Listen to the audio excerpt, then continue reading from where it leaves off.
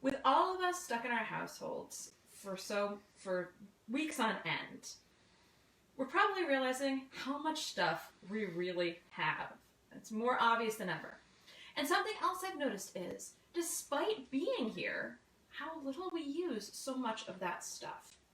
I know my kids would often rather play with kitchen utensils or even a pencil than their own toys. So a thing that this time has given us is a chance for many of us, not all of us, but many of us, to really think about what's important. And for many of us, we're realizing that we don't want to buy into that materialist consumerist culture anymore. We want to find something different. We want to come out of this different. We want to come out of this with a new focus. I'm Shannon Brusher-Shea. I have the book coming out, Growing Sustainable Together, Practical Resources for Raising Kind, Engaged, and Resilient Children. And I have a chapter on anti-materialism in there that a lot of this talk draws from today. For more details, be sure to pre-order my book, which is the link to is in the description of the video. So why materialism? Well, materialism goes beyond just the amount of stuff we have. It also includes the mindset we have towards those things and what those things say to other people about us and why we do that. So it includes everything that's that more, that we need something because it's new and shiny, because a lot of stuff we have is old and not as exciting, right? It also is about having, quote unquote, the best, that we deserve the best, as long as you can afford it, of course. Whether that's the nice car, or the nice house, or even the best college for your kids. And it's wrapped up in our society's ideas of what best means. And what that always means is the most expensive, the most prestigious, and often the one with the most social power. And yet we can do better. And we can do better for our society in ways that don't enforce the systemic injustices of our society nearly as much, and for our families. If nothing else, having less stuff helps have room for our kids to be more creative and problem solve. The more toys you have, the less you do with them, essentially.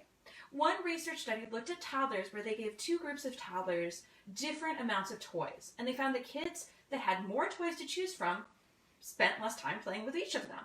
Which makes sense, right? I mean, you've seen a kid do that. You have a toy, you have a toy, you have a toy, you have a toy, you have a toy. You go from one to one. But that meant with each one, they spent less time getting into what it did. They thought less about it. They were less imaginative about it. They were just shallower in their play. And since children learn through play, we want them to go deep. We want them to learn, right? Being materialistic also gives you less time with each other. It steals time from you. The more time you spend taking care of your stuff, whether that's cleaning or shopping or just finding other ways to take care of it, the less time you have with each other. And it's also the more stressed your time is with each other. Everybody knows the more clutter you have, the more you just feel stressed out. In one study of parents in Los Angeles, they found that the parents who had more clutter also had higher levels of cortisol, which is the stress hormone. I mean, it's biological. Also, more stuff you have can even take away from other things that you could be giving. Experiences, it's a cliche by now, but experiences are much more valuable than things when it comes to presence and with just time and energy spent with each other.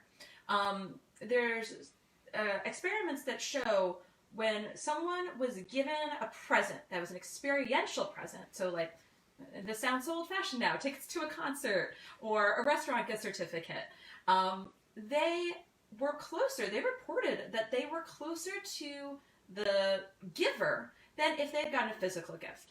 And this even worked, and this is so weird, it even worked with the exact same present.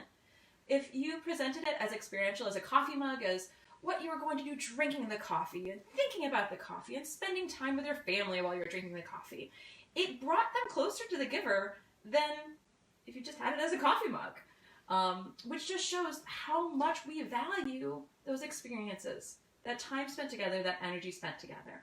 And if you're spending that time either taking care of your stuff or long hours at a job that, if you're privileged, if you have the money, maybe you don't need, You don't need a job that spends that many hours, or is that stressful, or is that far away from your family.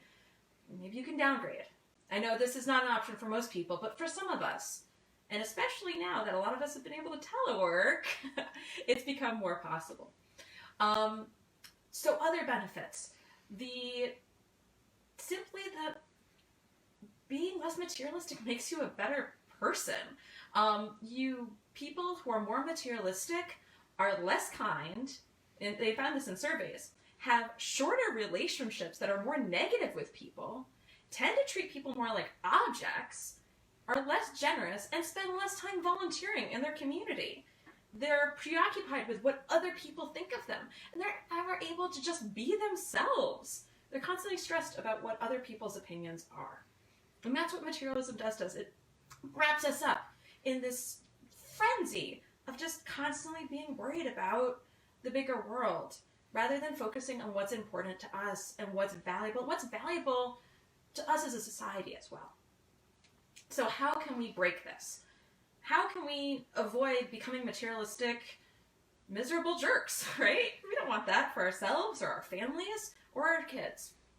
Well, one thing is to model it, first and foremost, to really tap into our values, think about what's important to us.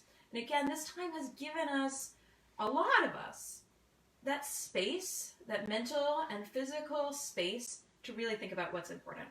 Either because we appreciate it now more than ever, or because we miss it, because we've been cut off from it. Things like safety, health, family, friends, sense of community, giving back to your community, right? All these things are more important than all of that other extraneous things that maybe we've worried so much about. And so when you go to buy things, or when you make decisions that involve, a lot of time or money, think about, does this illustrate my values? Does this is this something I need to carry out my values? Is this going to bring me closer to my family and friends? Is it going to serve my community, or is it just another thing? Am I buying it because I had a bad day at work? Am I buying it to make myself feel better?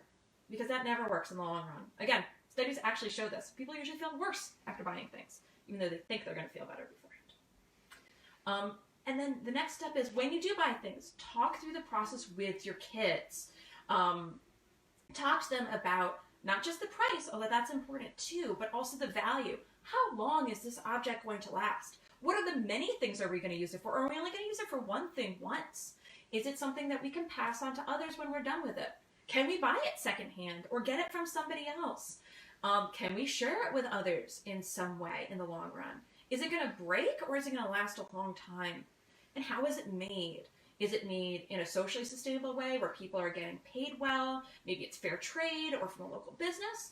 Or is it made in an environmentally sustainable way? Is it recycled? Is it recyclable? Again, can we pass it along? These are all different questions we can ask when we buy things, and even things that are, like food, for example.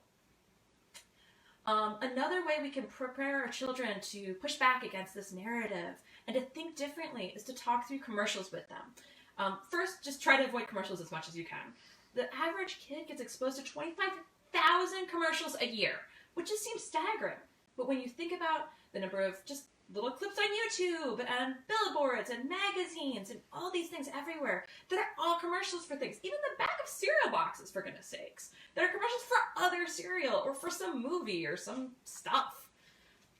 You can't escape it, which is why it's important to not just minimize exposure to commercials, but also help kids understand the tactics they use to get you to buy more stuff and make you feel bad about yourself for not buying stuff. And these include things like, in diaper commercials, showing happy, carefree babies to tell parents, hey, if you buy these diapers, your baby will be happy and safe too. Or with, commercials for SUVs, showing them climbing these giant mountains, that if you buy this truck, you're going to be adventurous and exciting too. Now, adults may think, oh, we don't buy into it, but the truth is we do. And kids do even more so. Especially kids commercials that show things that are really more in the kids' imagination than what actually happens. But if you help your kids understand these, they can know from a surprisingly early age. Most kids don't develop real critical thinking skills until the age of 6. But you can get that a little earlier by talking through these things. For example, my son saw one of those truck commercials, and they're like, "You need this truck." And he yelled back at the TV, "No, you don't. You can walk." Which was just like, I'm like, yes, our messages are sinking in. So besides advertisements, other practical things you can do to just minimize the amount of stuff coming in and just the amount of time you spend thinking about it and wanting it. You can cancel magazines that have a lot of ads, especially kids' magazines. You can cancel catalogs in the mail, coupons in your email, and you can create sort of structures for when kids get toys. Some people have the 4 gifts rule at Christmas, something to buy, something they want, something they need, something to wear, something to read. Some people do it where it's a 1 in, 1 out. You have to get rid of something for everything you get. In our family, we give toys twice a year. Christmas, because we celebrate Christmas, and birthdays. And if our kids ask for something outside of those 2 times, well, you take a photo of it and you put it on your Christmas or birthday list. No matter how far away Christmas or your birthday is. My younger son was asking for something, and his birthday in March, and we're like, dude, your birthday is a really long way away. But, goes on the list. And then they find out, later on, maybe they didn't want it so much. And the nice thing about this tactic is it teaches kids what Simplicity Parenting author calls the gift of anticipation. It teaches them patience. And if there's anything all of us are learning in this world more and more, it's to have patience and to be able to be resilient and to be able to just wait for things. That you don't get everything the moment you want them. So really valuable lesson there too. And I know I forgot the last thing. So that's, and make sure you also talk to your relatives about these things. A lot of the times, well-meaning relatives, they're the ones who always bring toys, right? But if you talk to them, tell them their values, tell them that sometimes you just simply don't have space, and say, these are when kids get things. A lot of times they'll maybe not let up completely, but they'll give less than they would otherwise, and they'll understand, hopefully. And remember that this is a journey for all of us. Kids are kids. They're gonna want stuff. Even parents want stuff, right? And, my kids don't go to the store and ask for stuff all the time, but when they get a toy catalog in the mail, it is the best-selling novel of the year. They will look at it and read it and point to things and be like, oh, this is amazing. Yeah, of course they do. It doesn't mean our messages aren't sinking in. It just means we're all on this journey together. And we're pushing back against a multi-billion-dollar complex of people trying to sell us stuff, right? And so if we take a few short steps towards being less materialistic, towards being less consumerist, then those are a few short steps. And then we can take more and more. And eventually we'll all get there together. Does anybody have any questions? Any questions? Okay. No questions. So if you have any questions, tap them in the chat box. And then if you're watching this afterwards, you can also type them in the chat box, and I'll be sure to answer them on the Facebook page. Let me know if there's anything else I can do, or any of the resources. And of course, you can pre-order Growing Sustainable Together, Practical Resources for Raising Kind, Engaged, Resilient Children. It's coming out on June 16th. And I hope you read it. It's also available in an ebook version, although you don't get to see this lovely in-person thing. But talking about materialism, ebook is good too. So, great, thanks so much.